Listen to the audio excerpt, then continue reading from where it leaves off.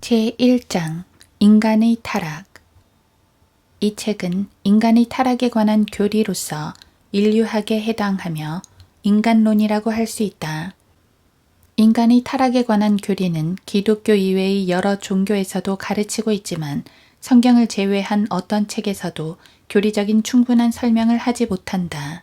인간 타락에 대한 다른 종교들의 가르침들이 왜곡된 것이기는 하지만 그래도 인간의 역사 속에 뭔가 잘못된 일이 발생했다는 사실에는 모두가 동의한다. 사람들은 현대 과학이 로켓을 발사했다고 해서 인류도 진보하고 있다고 생각하지만 사실은 정반대이다. 인간이 어떻게 교통과 통신의 발달과 영적 상태를 혼동하고 있는가 주목해보라. 사람들은 로켓을 타고 저 하늘 위로 올라가면 경건해지고 도덕적이 되고 영적이 된다고 생각한다. 진화론은 문제를 해결하기보다 더 많은 문제를 만들어냈다. 만약 창세기가 거짓이라면 어떻게 인간의 타락과 죄성을 설명할 수 있겠는가? 아마 학자들은 프로이트와 융, 파블로프의 가르침과 상대성 이론과 같은 과학으로 답을 할 것이다. 정신분석가, 심리상담자 및 정치 지도자들은 온갖 수단을 다해 인간은 도덕적으로 타락한 것도 아니요 죄성을 갖고 있지도 않다고 주장할 것이다. 오늘날 학교에서 소위 상황윤리라는 것을 가르치는데 요점은 이것과 저것 중 어느 것이 도덕적으로 올바른 것인지는 알 수 없는 것이며 절대적 가치 기준 또는 표준 규범이란 없다라는 것이다. 좀 더 살펴보자면 중학교나 고등학교 교사들은 교육부에서 정해놓은 요강에 따라 본래부터 옳고 그른 것이란 없다라고 어린 학생들에게 가르친다. 해야 할 일과 해서는 안 되는 일이 없다는 것이다. 고로 바로잡아야 할 일도 없는 것이다. 유일한 죄는 유네스코를 통해서 미국의 교육 제도를 소련식 획일 교육으로 바꾸려는 변화를 거부하는 것이다. 공립학교라는 곳에서 하는 일이라곤 동물을 사육하듯 학생들 좋은 대로 내버려두고 훈육이나 질서도 가르치지 않는 것이다. 학생들이 글자를 어떻게 쓰고 읽는지조차 잘못 배우는 이유가 여기에 있다. 고등학교를 졸업한 학생들을 상대로 갑자기 대학 입시시험을 본다면 글자를 쓸 줄 모르는 학생들을 부지기수 발견하게 될 것이다. 이들은 사회 안정을 위해 무조건 진급된다. 이들이 무더기로 낙제하면 사회 문제가 되기 때문에.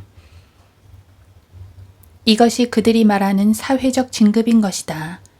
그들이 학교에 들어가면서부터 배우는 것은 인간은 모두 평등하며 인종은 반드시 혼합되어야 한다는 것이다.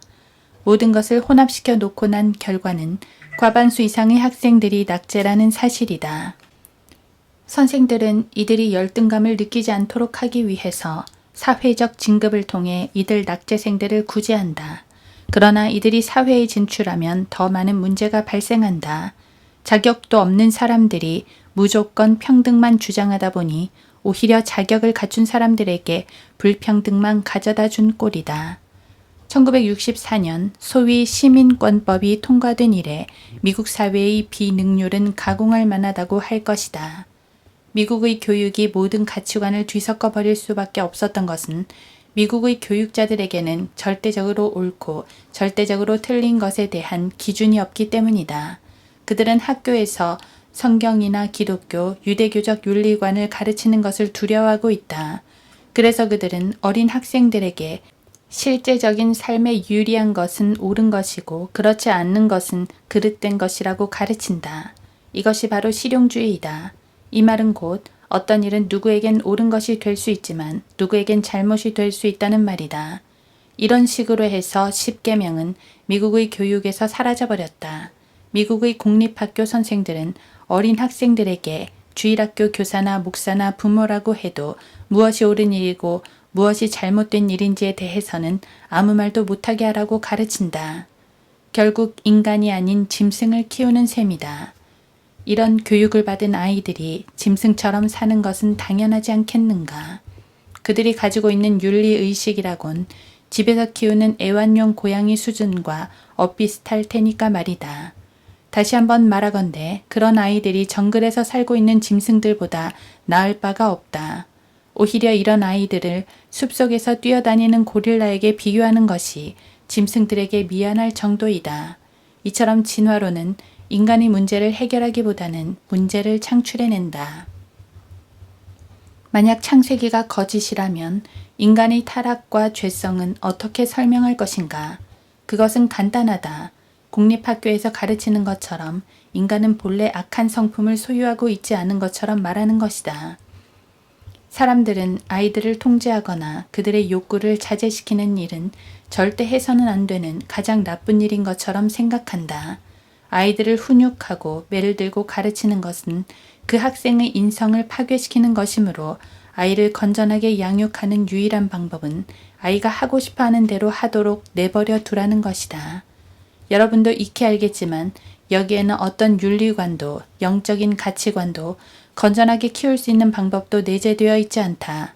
옳고 그른 일에 대한 판단은 없고 실용적인 가치만이 중요시 된다. 이것이 애들을 망쳐놓는다고 왜 생각하지 못하는가?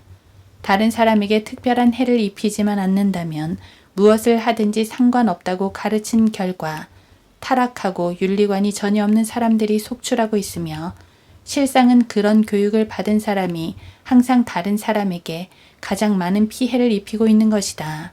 그들은 그들의 눈을 가린 채로 인간의 본성은 본질적으로 선한 고로 자제력을 내팽겨 쳐버리고 마음이 원하는 대로 하고 싶은 것을 하라고 가르친다. 그 결과 무슨 일이 일어나고 있는가? 집단 마약 흡입, 알코올 중독, 강간, 성폭행과 같은 일이 일어나는 것이다. 복지사회의 꿈은 한낱 꿈으로 끝나가고 있다. 이 모든 것이 창세기 1에서 3장은 과학적인 사실이 아니라고 여기는 데서 오는 것이다. 만약 창세기 1에서 3장이 역사적이고 과학적인 사실이라면 인간은 타락하여 영적으로 죽어있고 거듭나야만 하기 때문이다. 창세기 3장은 인류 역사상 가장 끔찍한 비극이 발생한 역사적 사실을 설명하고 있으며 충분한 과학적 사실들로 이루어져 있다. 이것은 바르트와 브루너 그리고 기타 독일의 관념론자들이 주장하는 것처럼 초역사가 아닌 실제로 있었던 역사적 사건이다. 창세기 3장은 죄가 우주에 침입한 사실을 보여주는 것이 아니다. 사탄은 이미 에스겔 28장 12에서 15절과 이사야 14장 9에서 14절에 기록된 것처럼 셋째 하늘에서 죄를 범하여 쫓겨났기 때문이다. 창세기 3장은 이 죄가 어떻게 인류 안으로 들어왔으며 어떻게 인간의 본질을 바꾸어 놓았는가 하는 과학적 사실을 다루고 있다. 어떤 사람들은 이 사건을 단순히 알레고리적으로 생각한다. 그러나 알레고리가 되기에는 사건이 너무도 단순하다. 어떤 사람은 이것을 신화로 받아들인다. 그러나 당신이 그것을 신화나 비유로 받아들일 때 당신의 운명은 파멸로 끝나버리는 것이다. 당신이 그것을 신화로 여길 때 당신의 이성은 다윈, 리엘, 펠레이와 헉슬리의 이론을 과학적 사실로 받아들이고자 하는 유혹에 빠지고 만다. 가장 신화적이고 가장 비이성적이며 가장 비과학적인 이들의 이야기들을 사실로 받아들이는 것이야말로 인간이 취할 수 있는 가장 어리석은 행동이다. 우리는 성경에 기록된 것을 문자 그대로 과학으로 받아들인다. 우리는 저주라고 기록된 부분은 글자 그대로 저주라고 받아들인다. 왜냐하면 인류의 역사가 그것을 증명하고도 남음이 있기 때문이며 날마다 우리는 그 증거들을 보고 있기 때문이다. 우리는 창세기 1, 2, 3장의 기록은 과학적이며 사실인 반면 과학자들이나 학자들이 주장하는 과학이야말로 거짓말이요 잘못이라고 생각한다. 사람들은 이런 사실을 믿고 싶어 하지 않는다. 그러나 다음 사실을 잘 생각해 보면 생각이 달라질 것이다. 창세기 3장에는 먹는다 라는 단어가 10번 이상 나온다. 잠깐 이 부분에 대해 생각해 보라. 세상의 어떤 종교 경전에서 당신의 입에 대해서 그렇게 강조한 책이 있는가? 생각해 볼 만한 가치가 있다고 생각하지 않는가? 이런 이야기는 세상에서 가장 유치한 이야기라고 생각되지 않는가? 프로이드가 심리학이나 잠재의식, 자아, 원화와 같은 그럴듯한 용어를 사용하는 것과 비교해도 유치해 보이지 않는가? 창세기를 쓴 저자가 누구든지 간에 그 사람이 인간의 가장 큰 문제 중의 하나가 바로 입이라고 말하고 있는 것에 대해 당신은 어떻게 설명할 것인가? 코란은 그런 식으로 시작되지 않는다. 탈무드는 후에 쓰여졌다. 불교 경전이나 힌두교 경전이나 노자의 책에서도 그런 식으로 쓰여져 있지 않다. 공자의 어록집인 논어에도 그렇게 쓰여져 있지 않다. 왜 그런가? 종교인들은 인간의 가장 실제적인 문제가 무엇인지를 모르기 때문이다. 창세기 1장에서 3장의 과학적 기록에 따르면 문제는 바로 당신의 입이다. 사람의 모든 수고는 자기 입을 위한 것이지만 식욕은 채워지지 않는도다. 전도서 6장 7절. 이는 마음에 가득한 것을 입이 말하기 때문이라. 마태복음 12장 34절. 죽는 것과 사는 것이 혀의 권세에 있나니 혀를 사랑하는 자는 그 열매를 먹으리라. 잠언 18장 21절. 이 말씀들을 당신은 어떻게 생각하는가? 당신은 바로 당신이 먹은 것으로 인해 죽게 된다. 모세가 수사학을 사용하지 않았을까? 과연 그들이 모두 벌거벗고 있었을까? 부끄럽지 않았을까? 그러나 창세기 3장은 바로 당신의 인생이 어떻게 시작되었는가에 대해서 정확히 말해주고 있는 것이다. 모든 인간은 옷을 벗고 인생을 출발한다. 해켈이 말한 것 같이 개체 발생이 개통 발생을 반복하는 것이라면 그 과정은 진화론자들의 주장처럼 태아 안에서 이루어지는 것이 아니라 갓난아기가 벌거벗고 인생을 출발한다는 바로 그 사실을 입증해 줄 뿐이다. 성경이 시작하는 그곳에는 여러분이 태어날 때의 모습과 같이 그대로의 모습으로 옷을 벗은 인간의 모습이 있는 것이다.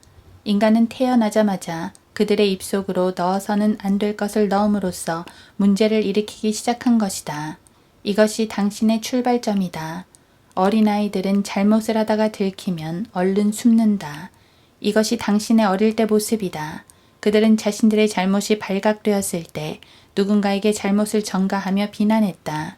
이것 또한 우리 인간들의 모습 그대로가 아닌가. 세상의 어느 종교 경전에서 이런 놀라운 통찰력과 사실에 기초한 인간의 모습을 그대로 묘사한 책이 있단 말인가. 어리석은 자들은 아마 성경 같은 종교 경전은 그리스도의 신성과 믿음의 근본 사항들에 대한 이야기부터 시작해야 한다고 생각할 것이다. 그래야 많은 것을 배울 것이라고 생각할 것이다.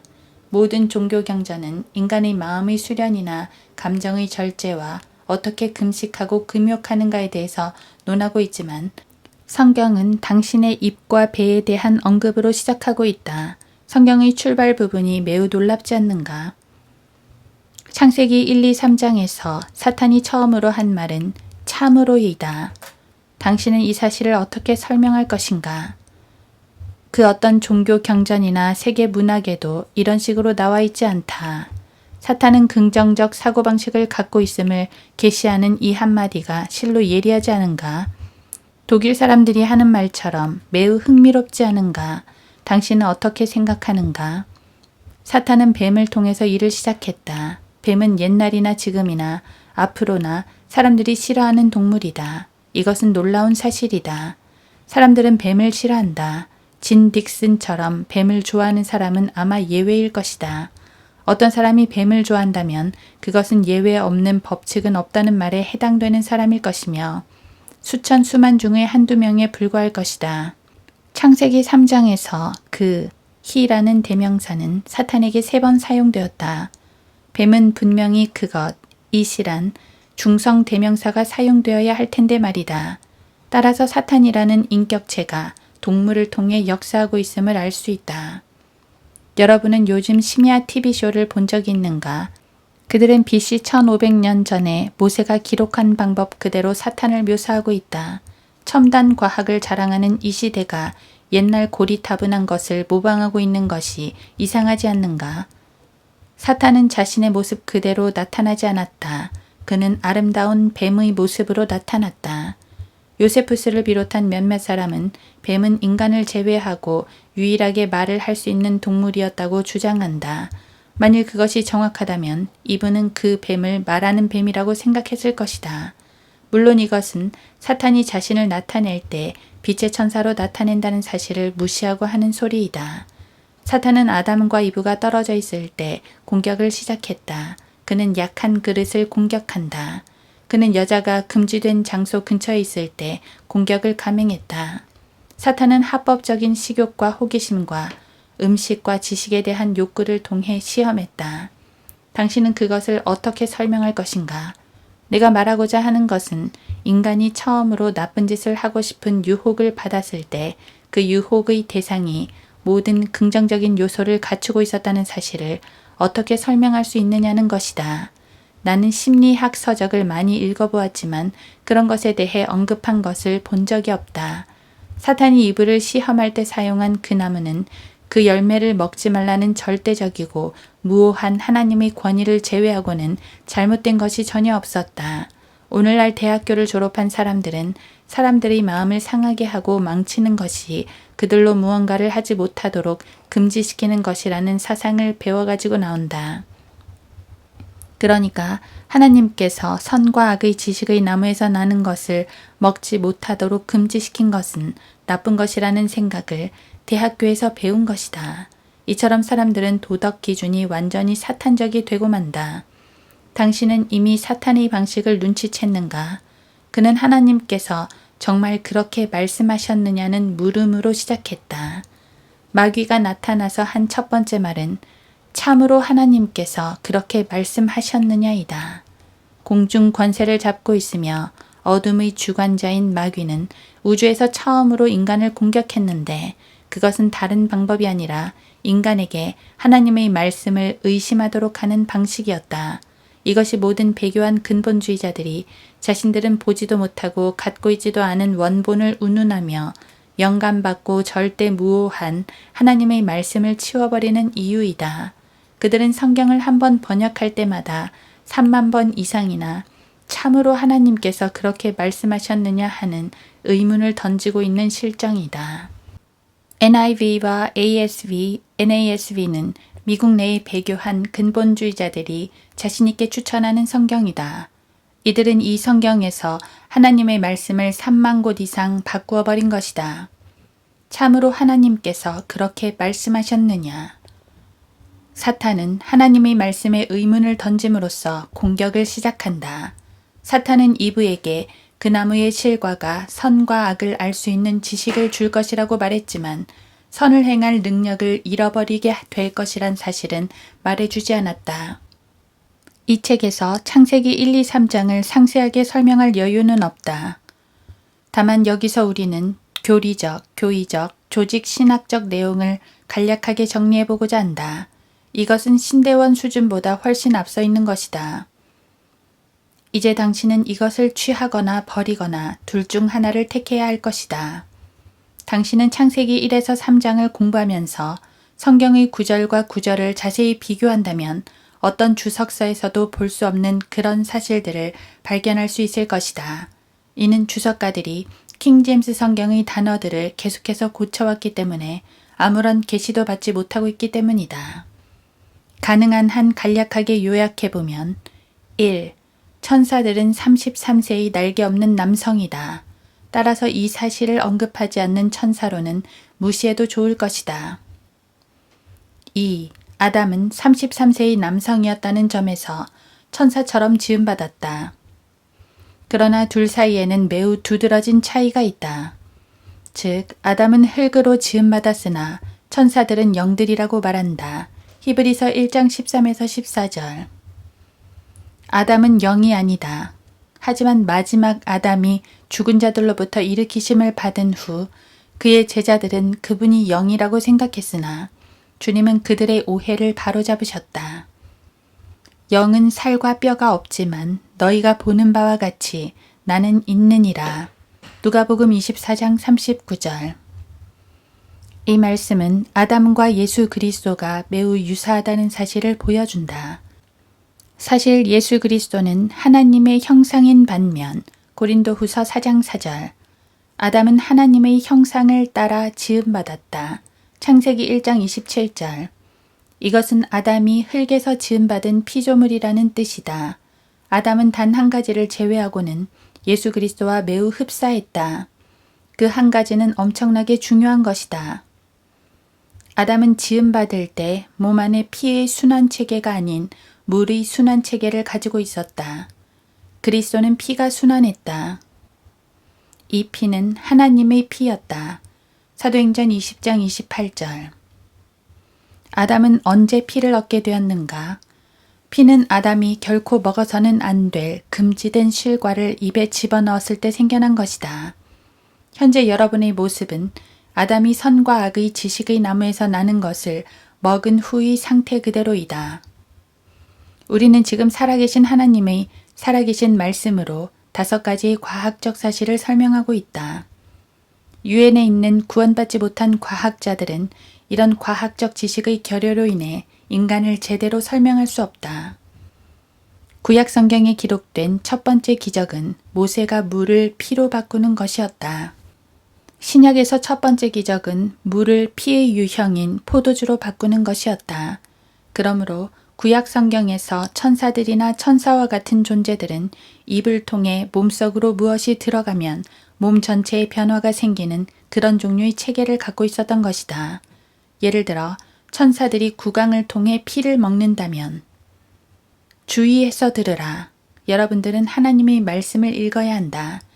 UFO에 대해 걱정하는 사람들은 실제로 그들이 어디서 오는지 그들의 실체가 무엇인지는 잘 알지 못한다. 이는 그들이 하나님의 말씀을 읽지 않았기 때문이다. 주님은 이미 그들이 누구이며 그들이 어디서 오는지 이미 말씀하셨는데 여러분은 들어보았는가? 천사들이 입으로 피를 취한다면 그들이 비록 원래의 상태는 잃어버리게 되겠지만 유다서 6절, 창세기 6장 2에서 4절 신체는 피의 순환체계를 가지게 될 것이며 몸 안에 있는 피를 통해 생식을 할 수 있을 것이다. 아담과 이브가 죄를 범했을 때 그들은 입안으로 뭔가를 집어넣었고 이로써 그들 몸 안의 순환체계는 변화를 겪게 되었고 그들은 피를 얻게 되었다. 그 피는 현재 당신의 몸속에 흐르고 있다. 육체의 생명은 피에 있다. 당신이 죽는 이유는 바로 이 때문이다. 이것이 당신의 아버지와 어머니와 할아버지와 할머니가 죽는 이유이며 앞으로 태어날 손자가 죽게 되는 이유이다. 육체의 생명은 피에 있으며 인간의 피는 나쁜 피이다. 위대한 과학이 지난 6천년간 무엇을 했는가라고 묻는다면 답변은 다음과 같을 것이다. 아무것도 한 것이 없다. 과학을 발전시킨 모든 인간들과 과학적 업적과 인간의 수명을 연장시켜 보려는 시도와 성품을 개조해 보려는 노력은 아무 소용이 없었다. 이들도 모두 죽었다. 이는 그들의 피가 나쁜 피이기 때문이다. 만약 여러분들이 천사보다 뛰어난 존재로부터 피의 공급을 받지 못한다면 우리의 구원은 있을 수 없다. 우리는 지금 창세기 1에서 3장에 나오는 인간의 타락에 관한 과학적 사실을 설명하고 있다. 창세기 1에서 3장에 나오는 하나님의 말씀을 과학적 사실로 그대로 믿는 것이 미국 문부성에서 발표하는 어떤 자료보다도 리더스 다이제스트, 타임, 라이프지 등에 나오는 그 어떤 기사보다도 인간의 타락의 기원에 대해 정확한 지식을 가질 수 있는 길이다. 우리는 아담이 천사처럼 날개 없는 33세의 남성으로 지음받았다는 사실을 성경을 통해 확인했다. 물론 천사와 인간은 그 기원이 다르다. 아담은 흙으로 지음받았지만 천사들은 아니다. 우리가 이미 지적했듯이 아담이 지음받았을 때 그에게는 피가 없이 단지 체내의 물의 순환체계만이 있었을 뿐이다. 그는 입으로 금지된 나무의 실과를 먹음으로써 피를 갖게 되었다. 우리가 지금 지적하고 있는 몇 가지 성경적 사실은 어떤 주석서에서도 미국 내의 어떤 기독교 대학들에서도 가르치지 않는 내용들이다. 당신이 여기 있는 진리들을 발견하려면 킹제임스 성경의 내용을 그대로 믿어야 한다. 100년 이상이나 기독교 대학의 교수들이나 학자들이 킹제임스 성경의 말씀들을 공격했지만 진리를 알고자 하는 학생들은 히브리어와 헬라어의 지식이 전혀 없어도 영어로 기록된 하나님 말씀을 그대로 읽고 믿으면 되는 것이다. 주의 말씀들이 들어가면 빛을 주며 그것이 우매한 자에게 명철을 주나이다. 시편 119편 130절. 1611년 킹제임스 성경의 과학적이고 사실에 기초한 정확한 하나님의 말씀들을 현대의 배교한 학자들은 결코 알 수 없는 것이다. 주 하나님께서 그 사람에게 명령하여 말씀하시기를 동산의 모든 나무에서 나는 것을 내가 마음대로 먹을 수 있으나 선과 악의 지식의 나무에서 나는 것은 먹지 말라. 내가 거기서 나는 것을 먹는 날에는 반드시 죽으리라 하시니라. 창세기 2장 16, 17절.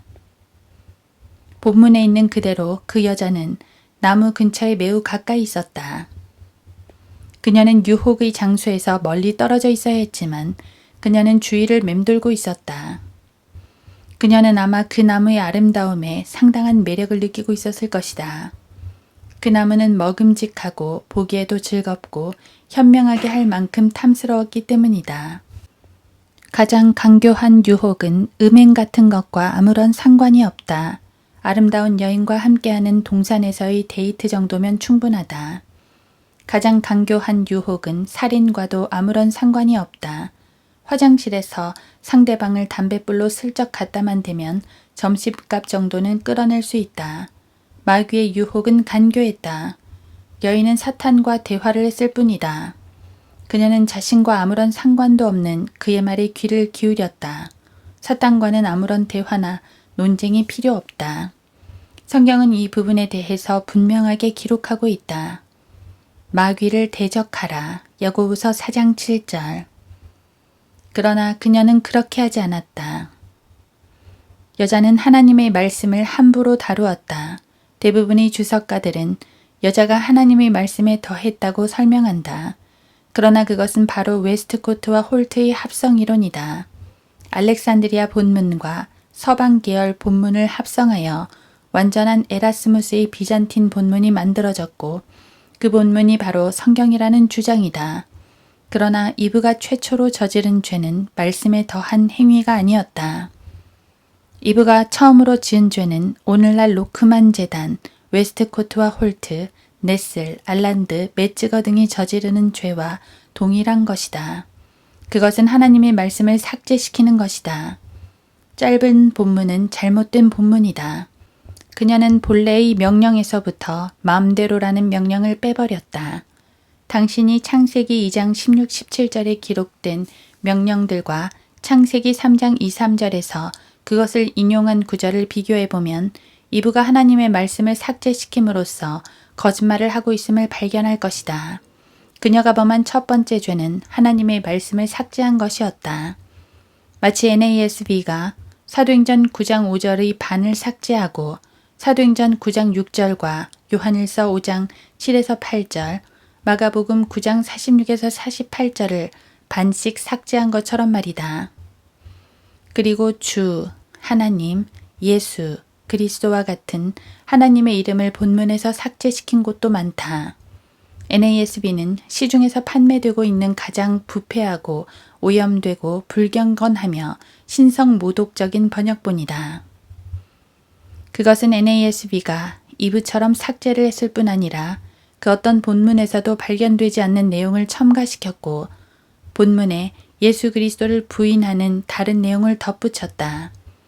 여러분은 누가복음 23장 42절에서 죽어가는 강도가 예수님을 주여라고 말하는 장면을 볼 것이다. 하지만 NASB는 그 단어가 떨어져 나가고 없다. 요한복음 9장 35절에서 하나님의 아들은 사람의 아들로 바뀌어져 있다. 로마서 14장 10절의 그리스도의 심판석은 하나님의 심판석으로 바뀌어져 있다. 미국의 대학들에서 출전하고 있는 NIV와 NASB에는 2,000곳 이상에서 심각한 오류를 범하고 있고 5,000곳 이상에서 실수를 범하고 있다. 이브는 하나님의 말씀을 약화시켰다. 무엇보다도 먼저 그녀는 말씀에서 마음대로란 말을 빼버리고 만지지도 말라는 말을 첨가시켰다. 그리고 나서는 죽을까 하노라는 말로 하나님의 말씀의 절대성을 약화시켰다. 하나님은 절대로 그렇게 말씀하신 적이 없다. 주님은 반드시 죽으리라고 말씀하셨다. 우리는 인간의 기원을 다루고 있는 창세기의 첫 3장에서 성경 개정자들이 범하는 주요한 3가지 죄악을 발견했다. 여러분은 그것을 어떻게 설명할 것인가? 죽은 자의 책. 고대 이집트인들이 파피루스 종이에 쓴 것을 모은 것에서는 절대로 그 사실을 배울 수 없다. 당신은 그런 사실을 어떤 위대한 문학가의 저술에서도 찾을 수 없다. 세상의 어떤 종교 서적에도 모든 인간, 모든 시대, 모든 장소에 공이 적용될 수 있는 삶의 본질적인 문제를 다루고 있는 책은 없다. 결정적이고 본질적인 문제는 인간이 자신의 입속으로 무엇을 넣었는가 하는 문제이며 인간의 타락은 먹어서는 안 될 것을 먹었기 때문에 발생한 것이다. 그들은 하나님의 입에서 나온 말씀을 의심했다. 하나님의 말씀은 인간을 지켜준다. 그 말씀에 의해서 설명될 수 없는 어떤 것은 그 어떤 인간도 설명할 수 없다. 당신이 미키마우스나 디즈니랜드 광고 문구를 의지하는 것만큼만 하나님의 말씀을 의지해보라. 창세기 1에서 3장은 가장 본질적인 과학적인 사실들을 다루고 있다. 나는 이것을 어린아이들에게도 설명해 줄 수 있다. 어린아이들에게도 자신들이 물건을 숨기거나 잘못을 해서 도망을 갔다가 잡히면 창세기 3장 90절을 보여줄 수 있다. 나는 그들이 붙잡혀 갔을 때 서로 잘못을 떠넘기고 변명하는 것을 창세기 3장 12절을 통해 보여준다. 나는 사람들이 잘못을 범한 후 붙잡혔을 때 누구나 할 것 없이 창세기 3장 13절로 돌아가는 것을 본다. 사람이 태어나면 처음에는 자신이 벗은 것을 부끄러워하지 않는다. 이것은 창세기 2장 25절에 있다. 이 지구상에서 사탄의 가장 큰 사업은 하나님의 말씀을 의심하게 하는 것이다. 이것은 창세기 3장 1절에 있다. 나는 성경을 증오하고 싫어하는 많은 학자들이 늘 하나님의 말씀을 빼고 더하고 그 의미를 약화시키는 짓을 하고 있다는 증거를 얼마든지 제시할 수 있다. 창세기 3장 3절을 보라. 킹제임스 성경은 너무 오래된 성경이잖아요. 빨리 치워버리는 게 좋지 않아요? 라고 말할지 모르겠지만 바로 그 성경만이 어리석은 주석가들이 제공하지 못하는 빛을 여러분에게 비추어 주는 것이다. 당신은 이 세상의 어떤 종교 서적도 그런 점을 설명하려고 하지 않는 것을 이상하게 생각해 본 적이 없는가? 종교 서적이나 철학서들은 모두 영적인 진리들에 관한 이야기부터 시작한다. 하지만 성경은 그렇게 시작하지 않는다. 성경은 당신의 입과 당신의 배로 시작한다. 뭔가 다른 점이 있다는 생각이 들지 않는가? 전자는 인간의 이성에서 나온 것이고 후자는 하나님께로부터 나온 것이다. 이브는 나무를 바라보았다. 그녀가 보았을 때 그 열매는 먹음직스러웠다. 이것은 긍정적이다. 또한 보기에도 즐거웠다. 이것은 긍정적이다. 또한 그 열매는 현명하게 할 만큼 탐스러워 보였다. 역시 긍정적이다. 그래서 그녀는 하나님이 하신 말씀을 무시했다.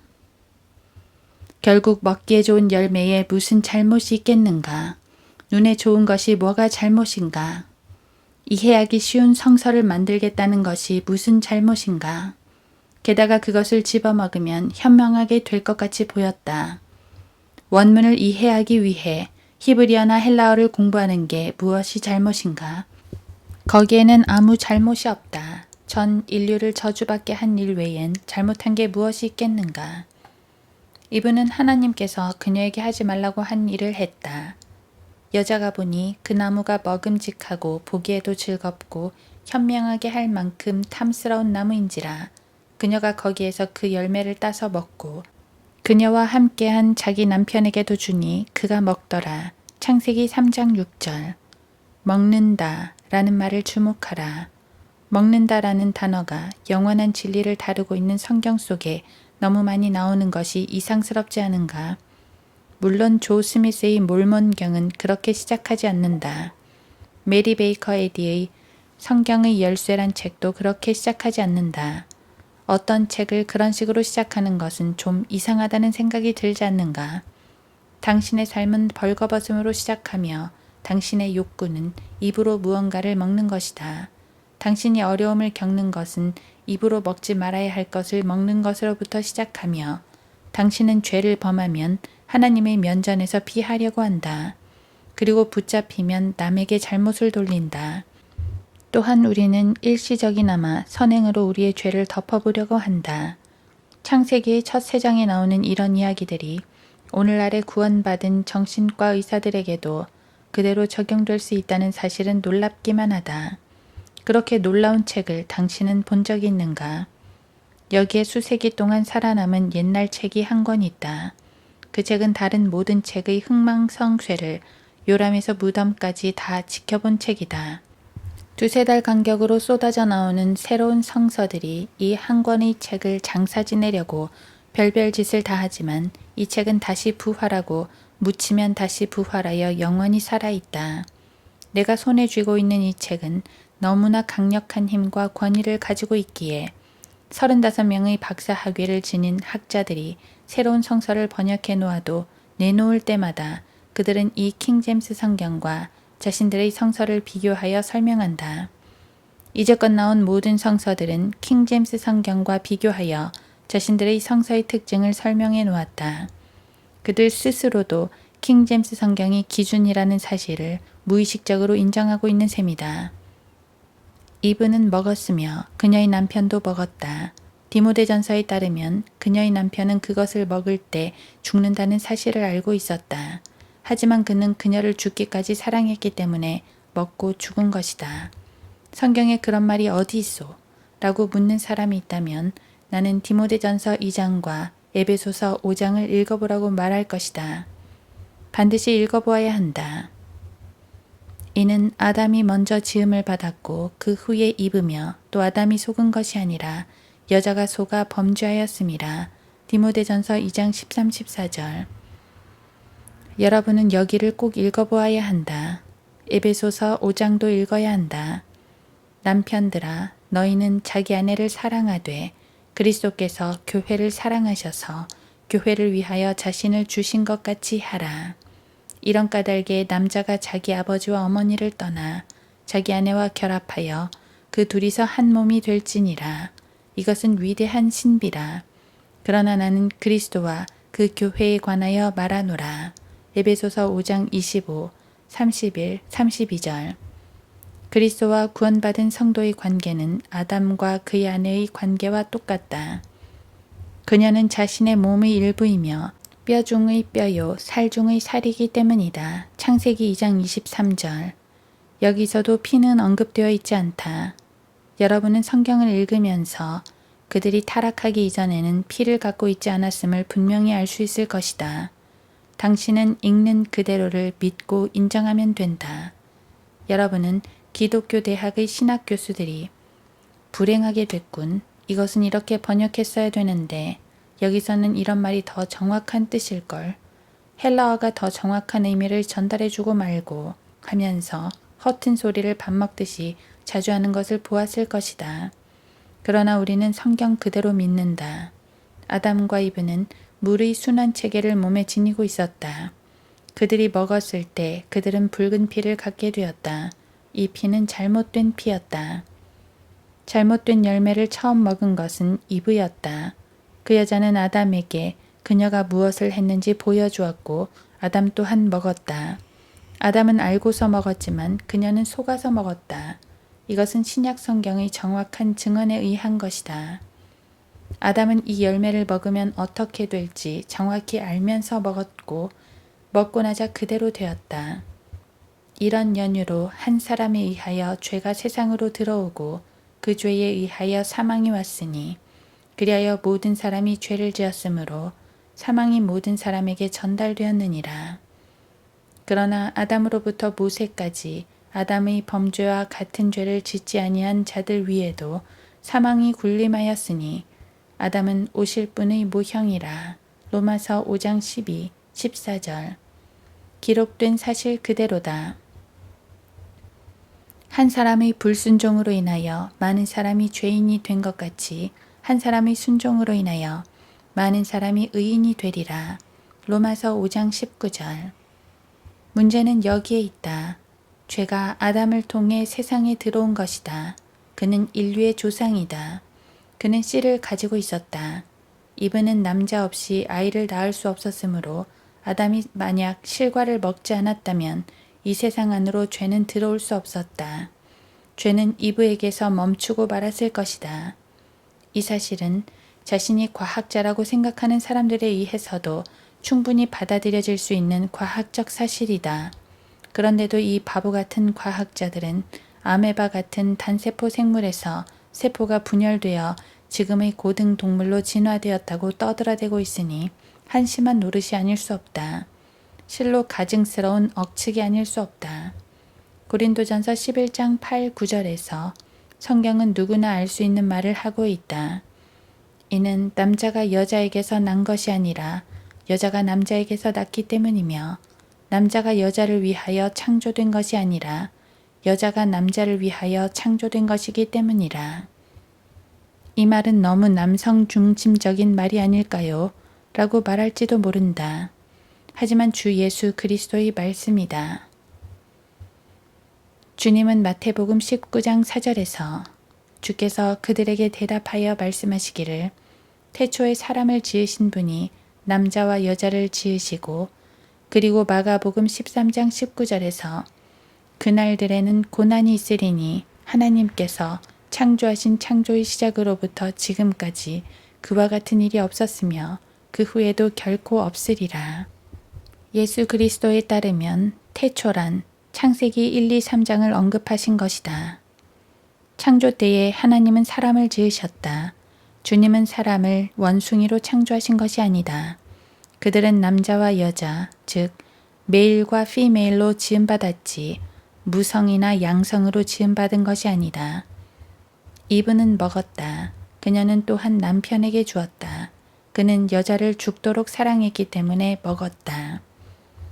우리가 창세기의 창조를 받아들인다면 우리는 창세기 1에서 3장을 통해 세상에 있는 모든 과학자들이 설명하는 것보다 더 정확하게 세상과 인간을 설명할 수 있다. 인간의 창조와 타락을 과학적 사실로 받아들이기만 한다면 이 세상의 대학들에서 강의하고 있는 교수들보다 훨씬 더 정확하고 수준 높은 지식을 소유하는 것이다. 우리는 지금 여기서 타락, 늙음, 죽음, 브라이트시병, 홉킨스병, 정신병, 그리고 다른 수십 가지 병들이 모두 피에 관련된 병이며 또한 인간의 욕망과 애정, 남자에 대한 여자의 태도, 하나님의 말씀에 대한 사람의 태도, 권위에 관련된 하나님의 말씀, 그 권위가 어떻게 전복되었으며 그 결과로 입게 된 피해에 대해 자세히 다루고 있다. 당신은 이것을 BC 1500년경에 쓰여진 책이라며 입을 꽉 다물고 있을 텐가. 플라톤의 공화국은 이 땅의 모든 문제를 다 다루지 못했다. 칼 막스의 자본론, 찰스 다윈의 종의 기원, 모택동의 레드북도 마찬가지이다. 하지만 성경은 첫 세 장에서 이미 인간의 모든 문제를 충분히 다루고 있다. 성경은 왜 남자가 여자를 지배하게 되었는지, 여자가 남자를 지배하기 원하는 이유는 무엇인지까지 모두 설명하고 있다. 성경의 처음 세 장에는 왜 당신이 당신의 배를 채우기 위해 땀 흘려 일해야 하는지도 적혀 있으며 왜 죽어야 하는지, 몸은 어디가 잘못되었는지, 인간의 생명과 피는 무엇이 잘못되었는지에 대해서도 다 적혀 있으며 인간의 성품 또한 자세히 분석되어 있다. 사람이 죄를 지으면 어떻게 하는지, 그것이 발각되면 어떻게 하는지, 커서 교육을 받으면 그렇게 되면 신들처럼 되어 선악을 구분할 줄 알게 되니까 그들이 하나님 앞에서 지은 모든 죄를 숨기거나 은폐하려고 한다는 것까지 모두 수록되어 있다. 내가 창세기 1, 2, 3장에 대해 너무 과장하여 예찬한다고 생각하는가? 나는 당당히 그렇다고 말하고 싶다. 창세기 1에서 3장에서 발견할 수 있는 과학적, 영적 진리들이 미국의 과학 발전사에서 다루는 35가지 주제에서 얻을 수 있는 것보다 훨씬 더 많은 것이다. 당신은 창세기 1에서 3장을 받아들이지 못할 만큼 바보가 되어서는 안 된다. 그러나 받아들이지 못한다면 그때는 정말 바보다. 아담과 이브는 죄인들이 되었다. 그들의 영은 죽었다. 주님은 말씀하셨다. 선과 악의 지식의 나무에서 나는 것은 먹지 말라. 내가 거기서 나는 것을 먹는 날에는 반드시 죽으리라 하시니라. 창세기 2장 17절. 먹는 날에는 반드시 죽으리라 하신 말씀대로 그들은 죽었다. 암스트롱의 주장에 귀 기울인 사람들은 모든 죽음은 육체적 죽음이라고 생각한다. 우리는 이것을 여호와의 증인 또는 무지옥주의 신학이라고 한다. 물론 이것을 신학이라고 말할 수는 없다. 성경에서는 아담과 이브가 금지된 나무의 열매를 먹자 그들은 즉시 죽었다고 말씀한다. 죽었기 때문에 성경은 너희는 거듭나야만 한다 라고 말하고 있는 것이다. 요한복음 3장 7절. 여러분은 지금 죄와 허물로 죽어 있다. 에베소서 2장 1절. 디모데전서 5장 6절은 향락 속에 사는 여인은 살아있지만 죽은 것이라고 말하고 있다. 예수께서 그에게 말씀하시기를 죽은 자들로 그들의 죽은 자를 장사 지내게 하고 너는 가서 하나님의 나라를 전파하라고 하시니라. 누가복음 9장 60절. 그들의 영은 죽었다. 그들은 반드시 거듭나야 한다. 육신으로 난 것은 육이요 또 성령으로 난 것은 영이니라. 요한복음 3장 6절. 그것이 전부가 아니다. 타락 후 인간의 혼은 몸에 달라붙어 버렸다. 요한계시록 6장과 누가복음 16장을 읽어보라. 그들의 혼이 몸에 달라붙어 하나가 되었기에 무지옥론자들조차 몸과 혼은 그들의 실제요 자아라고 생각한다. 이 무지몽매한 자들은 그들이 죽어서 몸이 무덤으로 가면 혼도 무덤에 있는 줄 안다. 창세기 35장 18절에서 라헬이 죽어서 몸이 무덤으로 갈 때 혼이 떠나려 했다는 사실을 보면서도 창세기 49장 33절부터 50장 13절에서 야곱은 그가 죽고 나서 50일이 지난 후에야 조상들의 무덤으로 들어간 것을 보고서도 도무지 깨닫지 못한다. 우리는 이런 사람들을 무지옥 철학자라고 부른다. 그것은 신학이 아니기 때문이다. 성경적인 진리도 아니다. 지옥은 무덤이며 분리된 혼이 불타는 문자적 장소가 아니라는 가르침은 신학이라고 말할 수 없다. 그것은 헛된 마음과 상상의 결과로 동료들이 영원히 지옥에서 불타지 않기를 바라는 절망적인 상상 속에서 나온 철학일 뿐이다. 이런 것을 소위 희망사항이라고 하는 것이다. 창세기 3장 7절은 그러자 그들의 눈이 둘 다 열려 그들은 자기들이 벌거벗은 줄 알고 무화과 나무 잎을 엮어 자기들의 치마를 만들더라고 말하고 있다. 그들은 자신들을 하나님의 면전에서 숨겼다. 이 모습은 오늘날 미국에서 사역하고 있는 90% 이상의 목회자들의 모습과 거의 일치한다. 아담과 이브는 자신들의 죄를 숨기기 위해 자기 의의 옷을 입고서 하나님으로부터 숨어버렸다. 이 모습도 강단 뒤에 숨어버린 목회자들의 모습과 동일하다. 아담과 이브가 하나님 앞에서 자신들의 죄가 발각되자 나타낸 반응은 오늘날 신학자 또는 목회자의 반응과 거의 같다. 하나님을 믿지 않는 사람들은 모두 어떻게 됩니까? 복음을 한 번도 들어보지 못한 사람은 어떻게 되죠? 그것이 정말 하나님의 말씀인지는 몰랐어요. 어떤 번역가들은 다르게 말하던데요. 이런 표현들은 20세기의 최신 유행어인 것 같지만 실상의 아담과 이브의 발언과 근본적으로 동일하다. 뱀에게 내려진 저주는 아직도 유효하다. 여자는 그녀의 남편이 그녀를 다스릴 것이며 아이를 낳을 때 산고와 슬픔을 당할 것이라는 저주가 내렸다. 물론 여러분 중에는 과학이 이 고통을 많이 경감시킨다고 생각하는 이도 있을 것이다. 하지만 그렇지 않다. 만약 남자가 그의 가정을 다스리지 못한다면 그는 가정을 파괴시킬 것이다. 젊은 여인들이여, 내가 한 이 말을 들어본 적이 있는가? 만약 남자가 집을 다스리지 못한다면 가정을 파탄시킬 것이란 말을 이해하겠는가? 이해하지 못하겠다면 그렇게 해보라. 당신은 하나님을 뒤집을 수 없을 것이다. 당신은 하나님의 말씀을 불법이라고 할 수 없을 것이다. 남자에게는 땅이 저주를 받아서 엉겅퀴와 가시나무를 낼 것이며 땀을 흘려야 밭의 소산을 먹을 것이라는 저주가 내렸다. 이것은 아직도 유효한 것이다.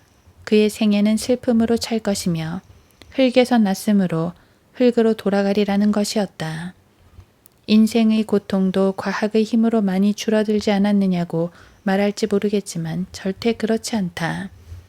에어컨이 달린 자동차, 집, 사무실은 여러분이 땀 흘리지 않고 일할 환경을 제공해 줄 것이다. 하지만 그렇게 땀을 흘리지 않으면 체내의 독소가 쌓여 죽는다. 사우나와 다른 운동으로 노폐물을 제거하지 않으면 과학의 덕분으로 10에서 20년의 수명이 단축될 것이다. 죽으면 흙으로 돌아가는 것이야 당연지사가 아니겠는가. 화장을 한다 해도 그 죄를 담는 그릇은 여전히 흙으로 된 도자기이다. 은그릇이나 금그릇에 죄를 담는다 해도 그것들 또한 흙에서 나온 광물들이다. 20세기라 해서 하나님의 말씀을 뒤엎을 수는 없다. 창세기 3장에서 하나님께서 말씀하신 것은 모든 시대, 모든 사람, 모든 장소에서 예외 없이 적용되는 법칙이다. 4,000년간 과학이 발전의 발전을 거듭해도 창세기 3장 12에서 20절에 나오는 하나님의 말씀을 단 한 자도 바꾸어 놓을 수 없다. 땅은 여전히 저주 가운데 있으며 그것에서 나온 산물을 먹기 때문에 모든 사람은 죽을 수밖에 없다. 땅에는 뭔가 문제가 있다. 당신이 입으로 넣는 모든 것은 예외 없이 모두 땅에서 나온 것이다. 만약 하늘에서 나온 것이 있다면 그것은 이 땅에 있었던 것이 위로 올라가서 내려온 것이다. 하나님께서 창세기 3장에서 말씀하셨을 때는 절대적이고 무오하고 과학적이며 교리적인 말씀으로 산자든 죽은 자든 교육 정도나 성별이나 나이에 관계없이 누구에게나 공평하게 적용될 수 있는 말씀인 것이다. 창세기 3장 12에서 20절에서 하나님이 말씀하신 것은 인류 6,000년 역사에 어떤 과학자도 결코 손대거나 변개시키거나 더하거나 바꾸거나 개선할 수 없는 것이다. 킹제임스 성경이 그것을 말했을 때 그것은 이미 있는 그대로의 사실인 것이다. 이 글을 읽는 당신은 눈물과 슬픔에 찬 인생을 살다가 죽게 될 것이다. 그리고 흙으로 돌아갈 것이다. 당신의 인생은 땀으로 점철된 삶일 것이다.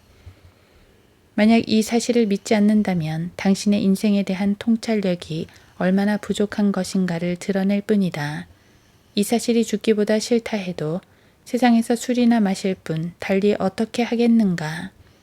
하나님께서 그렇게 말씀하셨다면 그것은 바꿀 수 없다. 우리는 이 우주에서 생명의 기원에 대한 과학적 설명과 현재의 인간의 상태와 타락의 결과에 대한 유일한 과학 교과서인 성경을 가지고 있다.